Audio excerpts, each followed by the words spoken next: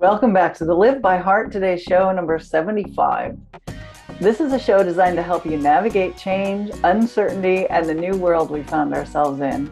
We'll talk a little bit about science, a little bit about how your body works, a little bit about intuition, and we'll talk a lot about transformation. Streaming from Retro Earth Studio and brought to you by Learn to play jazz piano like a pro, by a pro, with Jazz Piano Pro Essentials at jazzpianopro.com. And wearehistorically.com. Conscious human apparel. It's time for the next episode of Live by Heart Today. Hello, I'm Dawn Spiegelberg, medical intuitive and coherence coach. This show is in our growth series, and today's theme is Hungry for More. With me for today's Heart to Heart is my co-host, Wendy R. Wolf, professional transformation facilitator. Welcome, Wendy. Hey, Dawn. So last show, number 74, we were talking about Go for the Heart. And it was all about punching beyond the board. It was about running past the, why can't I get Finish line. Finish line. Yeah. And going for the killing stroke, right? Like it's like go for the heart of it, but also go for the heart is like, let's live while we live. And I think for me, this is the essence of what we're talking about today, which is hungry for more. Can we live while we live? Not be like zombies, not being living a death while we live, but actually alive and going for what we want and being who we are. And the way life is, if we don't feed ourselves, we get hungry and we continue to get hungry. Mm-hmm. And then if we keep ourselves from eating for long enough, it's difficult to eat. We can't eat that much. Right. So not only is the body designed that way, but the soul, our heart, our spirit. So it's important to keep up with it and to feed, especially if we're talking about a purpose, feed the purpose. Yes, because what we're talking about is our soul purpose is soul purpose. You think we're very funny. Yeah, we do. Yes. You know, it reminds me of, I worked I was trained by a naturopath for like 9 years. And one thing we saw is a lot of dehydration, a lot of not drinking enough good, healthy water. And people are always like, but I'm not thirsty. I'm not thirsty. And what she would tell them is like, the thirst response doesn't even you don't start to notice it when you're that thirsty. It like turns down. But the more we drink, the more we notice when we need to drink. I think that's a kind of a cool illustration. That's a really good illustration because if you think about the body and the way the body needs to work, if we don't have water and we need to work to get water, so say there's, a drought or something, if our body kept sending the signal that we didn't have water, then we'd be so distracted about that signal of not getting water, we wouldn't actually be able to do the work to get the water to quench the thirst. Mm-hmm. So the body is just amazing. Mm-hmm. Mm-hmm. Yeah. And it's just an illustration. Like a lot of us are living this kind of not fully filled up. Mm-hmm. Christians sometimes talk about like a donut hole in the soul, God-shaped hole. If we're not filled up, then we're hungry. And Jesus, by the way, talked about, being the bread, getting the bread and the water of life. Yeah. It's like, this is what we're talking about, actually. Can we, in our souls, top up and not be living with this incredible hunger and thirst as if it's normal? I have some examples of people in my life who, toward the end of their lives. And obviously, we don't know when the end of our lives will be, but these people lived relatively to a relatively late age. And being filled at the end, one individual was filled and full and grateful and still had hope that, some things that he had wanted to have happen might still happen. And it was a pleasure to be around that person. It was, what are you working on now? How is it going? And then some other people I've been around with, their conversations are all about, well, my body doesn't do what it used to. Yeah. I'm not getting up out, I can't shake your hand anymore. And it wasn't really fun to be around them. Mm-hmm. They had dried up. Their sole purpose somehow got lost. Mm-hmm. Yeah. Yeah, it's easy. I like to say about aging, one of the things is, we keep practicing, we get what we've been practicing. If we're practicing joy and peace, we're being More. joy and peace. Yeah. And if we're practicing the opposite, we get more of the opposite, and it's no fun for anyone. Yeah, you mentioned that phrase, life sucks and then you die. And I first heard that in my mid-20s. And before that, I hadn't heard that, and it was a real shock to hear people say it and mean it. Yes. And it was all based on some external circumstance that they felt something terrible was happening to them, and why is life treating them that way? And when I looked at it, the cause and effect seemed pretty clear. I could see their behavior, and then suddenly they were surprised that something they didn't want had happened. They were expecting something else, even though, they were sowing the seeds of carrots and they really wanted pumpkins. It's not going to happen. Right, right. And we talked about this in the last couple of shows about looking at results and figuring out why we're getting these results. And I feel like that's such a more powerful place to stand and operate and see from and change from than this, it's happening to me of life sucks and then you die. I understand it. I grew up in it. And I remember relating to it in some ways. And it's, it just feels like the waves of life just keep coming, and they do. The waves of life just keep coming. And who are we being about it? Can we surf it? Can we get, are we getting tumbled by it? These are important questions. And when you talk about being hungry for more, we have a great example in nature. So the Niagara Falls is still flowing. There's more. There's more. There's more. I remember seeing it for the first time and wondering, where is all this water coming from? Yeah.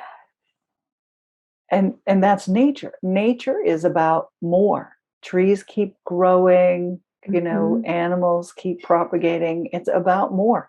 So I really believe the blueprint for us living here on this earth and these bodies and these minds and these hearts is for more. We're drawn to more. So being hungry for more is natural. And, being starving, believing we can't have more, settling for less, that's not natural. But it's being normalized. You mentioned that hopelessness is becoming. Yeah, we're getting more crap. Which leads me to, you had a great illustration about cows. Would you like to share that? I really like it. Yeah, you had mentioned in a prior show about what you focus on. When I focus on my weight being greater and my clothes not fitting and the scale number not being the number I want, that you become obsessed by it. And we were talking about the example of a cow. A cow requires tending, and you shovel a lot more that comes out of their backside than you're milking. And if you focus on the degree of shoveling and how terrible it is and how, oh, we got to shovel it again, rather than being grateful in those moments and also savoring that amazingly creamy raw milk, it becomes out of balance. Yes. And what I heard you say when we were talking about this earlier is, what if I stop milking? Or I would add, what if I don't get to drink it? What if I have to give it all away or something? So I have all the negative and no positive. Like, this is, for me, this is the essence of the show that we're talking about. Like, if I'm experiencing all the manure of life and none of the beautiful, yummy raw milk of life, or cheese or butter or ice cream, if I'm not experiencing any of that, right, then there's something very wrong. And no wonder there's this, like, sucks and you die. No wonder. Like, how do we shift that? By the way, that's a big part of what we do, you and I, in our work. But that's why we're talking about this. It's this not how we're designed to live, in hopelessness. And we mention it. We say very easily, live by heart. And you and I both know that solutions can seem simple, can seem basic, and it's the doing it that takes something. It's the practicing it. It's putting it into a regular, habitual way of being. And that's where we experience the blessings. You had mentioned soul certainty. I'd love you to take a moment and talk about soul certainty, because I haven't heard that term before, but I've experienced it. Yes, it's my focus of workshops this month, by the way. It's certainty for me, as when I read it energetically, vibrationally, it's the same blessing or divine quality as truth, being with what is, validation. It's the same. And faith, which is kind of faith from my perspective, builds on this certainty. Certainty is, can I trust the inner experience that I have? Can I trust the soul experience? So, it's funny. There's a client that I've been working with. So funny. She's consistently saying, oh, this person has this soul experience. They hear this, or they see this, or they know this. I want that. And then she's saying, well, I know this, and I know that. I'm just like, wait a minute. It's the same. Like, right? Like, you can't judge your insides by somebody's outsides. So, like, the actual being able to eat what's in front of us, to believe what we experience, that's the certainty.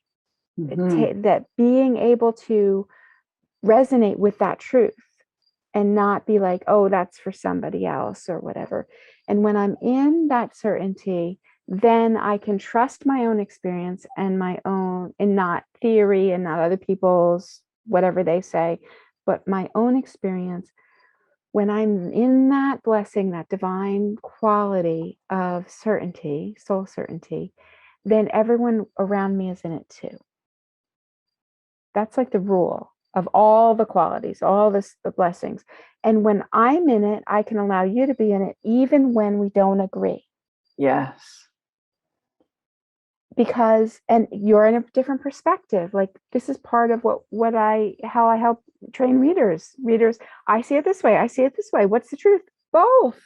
Yes. Like they say, nobody sees the same accident.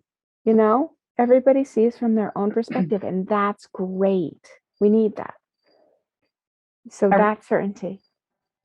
Our producer gave a great example of this where the floor in his bathroom was buckling up a little bit, and his wife insisted that there was moisture under there, and he believed that the floor was fine and right, and that there was no problem with the floor. And what was the solution? Pull it out and look. Take it apart and see what's going on. And it turns out both of them were right. Mm-hmm. The floor was fine, Exactly. and there had been some moisture in there.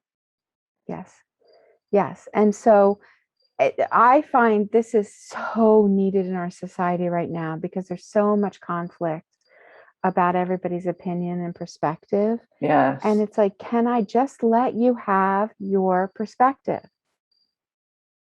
I can't if I can't let me have mine. Yes. But if I can let me have mine, then I can let you have yours. Mm-hmm. It's maybe counterintuitive. And I'm not talking about intellectual certainty. I'm not talking about theoretical certainty. I'm talking about deep spiritual certainty. Mm-hmm. And that is a huge blessing, which is much needed right now. And I want to mention that this type of deep certainty is built when you live by heart. Yes. It is a byproduct. It's a result. It's a clue.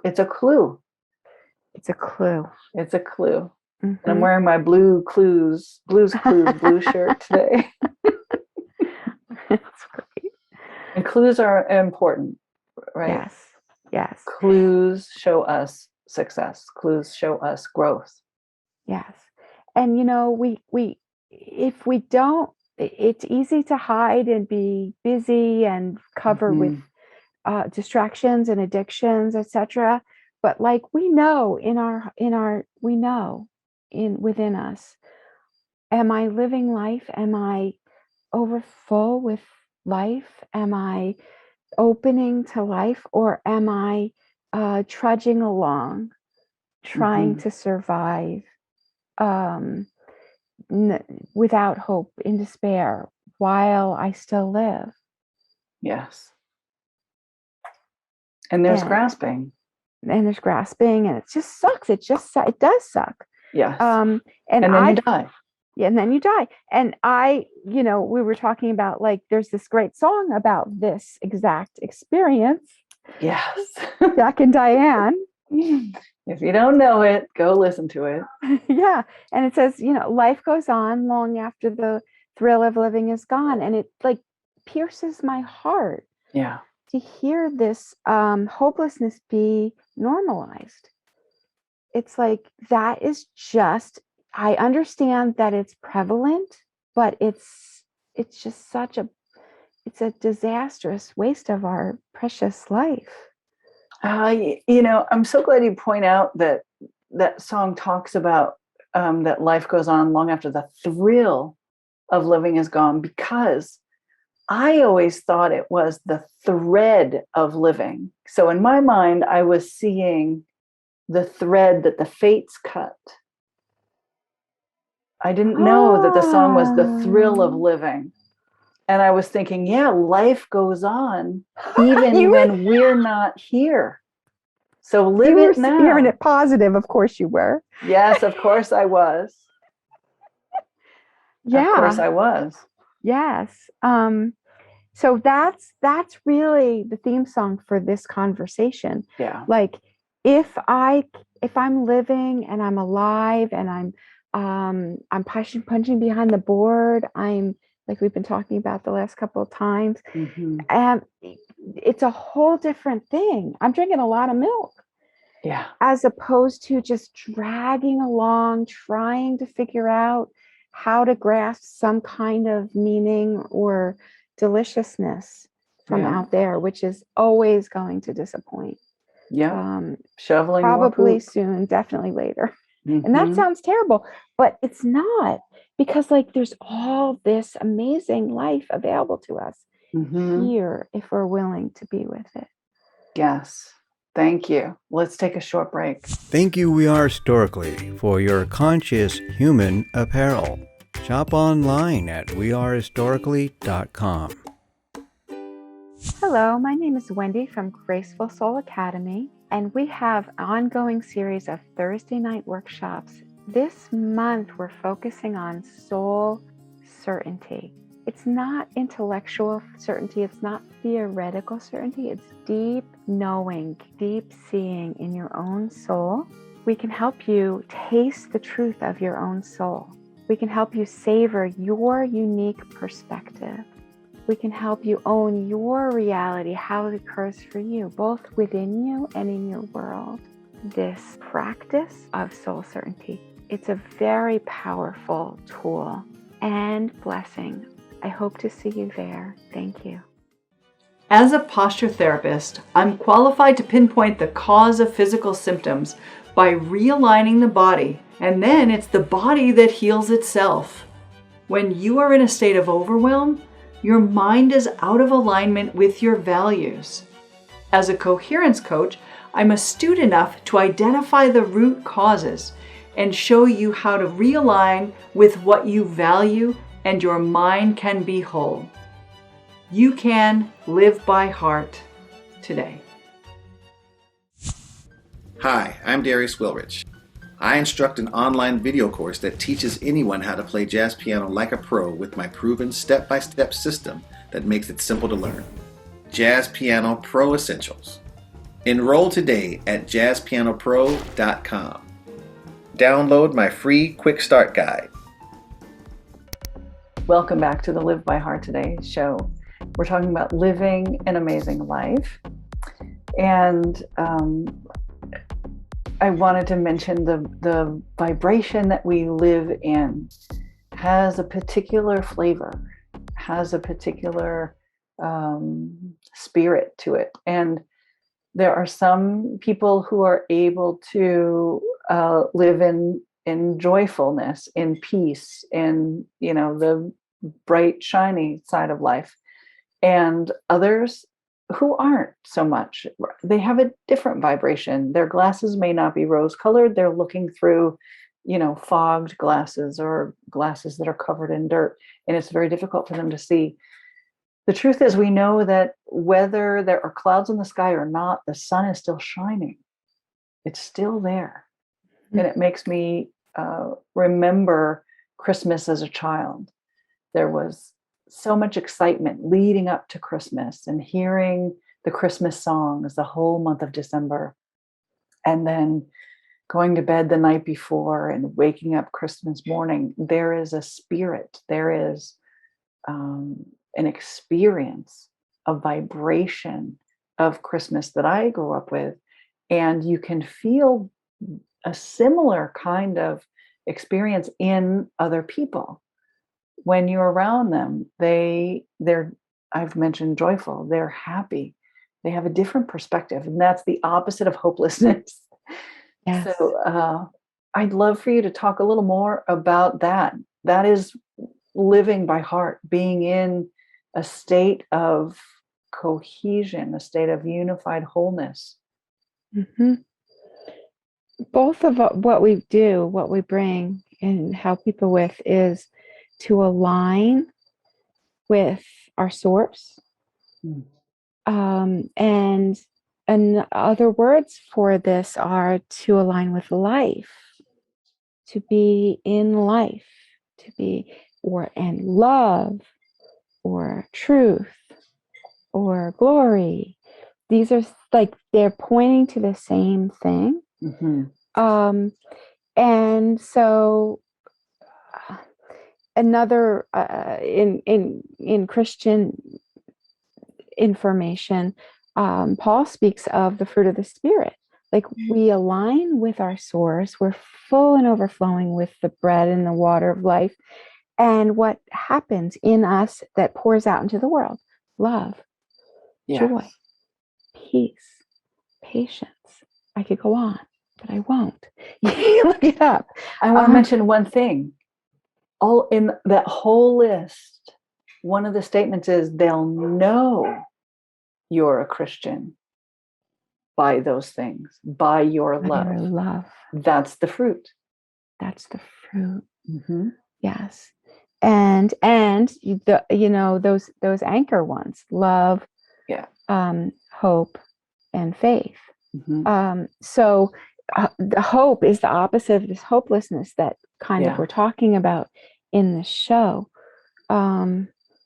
So, and just the end result of all this, from my perspective, our working subtitle for the show is our soul purpose is our soul purpose. Yeah. It's like, from my perspective, we align and we open like roses in the sun. This is teleos. This is what also the New Testament talks about. It's the Greek word that's, I think, poorly translated as perfect. We come to our fruition. We come to our maturity. Mhm. We come step by step, like a telescope opening, into who we really are. This is the joy and the honor of our lives if we engage this process.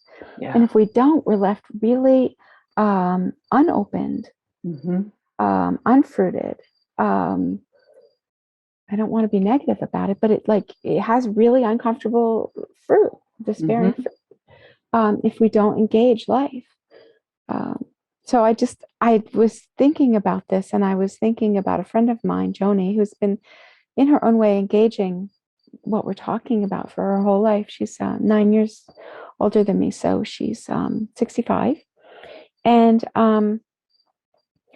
she's starting to limp around. She's starting to have the joint things, and she's starting to, the knee things and whatever. And she's had some injuries, but like, she's just all like, all right, let's go hiking. And she starts and she's limping along, and eventually limping less, or let's go swimming. Let's go this, right? Let's go camping. Let's go have a party. Can I come? Can I bring the kids over? Yes, yes, yes, yes, yes. It's like, yes to life and love and beauty and people and relationship, right? Like, is she perfect? No. But she's a really great example of, I'm willing to engage. And that's what we're talking about. I'm willing to engage life.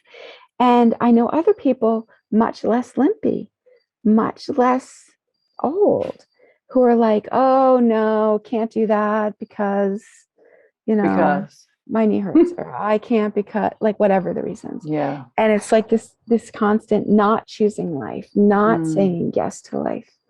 And both of those have very different fruit in the end, for the people, for us, and also for the people around us. Community. Yes. Of connection. Yeah. And contribution. Yeah, I'd like to mention, we haven't spoken much about the hypothalamus, but the hypothalamus is that organ in our brain that actually decides our attitude and our mood. And it produces feelings. It produces the protein, the polypeptides that are feelings. And so her feelings, your friend Joni's feelings, that she produces of contribution, of living, of saying yes. Yeah. It gives all of the cells in her body the experience of yes. Yes. And of course, the opposite of that is true too. Someone who spends their time saying no, or I don't want to, or that's not comfortable for me, they're giving the message of no to their body. And it becomes the truth. It becomes their truth. And life gets smaller and smaller. It's really sad. And they're slowing down before they get to the finish line. Exactly. Yes. Which was our last show. Very nice circle. And this is part of what we do. This is how we got this thing. I was talking about some people that I work with. It's just like, can we be alive while we're alive, please? Yes. Like, there's a death instinct. Can we not entertain it? Can we not feed it? I'm reminded, I'll be brief, but I'm reminded of the man named Stephen Hawking. Or is it Hawkins? He was the gentleman who made, he was researching the universe and made some amazing conclusions, but his body didn't work. Yeah. His was the voice that was the, roboticized voice because his body was not working. Yes. And yet he still was Amazing. focusing on his research. Mm-hmm. That's incredible. Very engaged. Very engaged. Mm-hmm. Mm-hmm. Yeah. He didn't let it prevent him from moving forward with his ideas and his conclusions. Right. That's an extreme example, of course. Yes. So can we let our hunger for more keep opening us and Yes. keep helping us live our purpose, contribute what we're here to do? Live by heart. Even when it's hard. Even it's when, hard. it would seem that things are stacked against us. Yes. Beautiful. Thank you, Okay. Wendy. Thank you. Thanks to everyone who's with us today.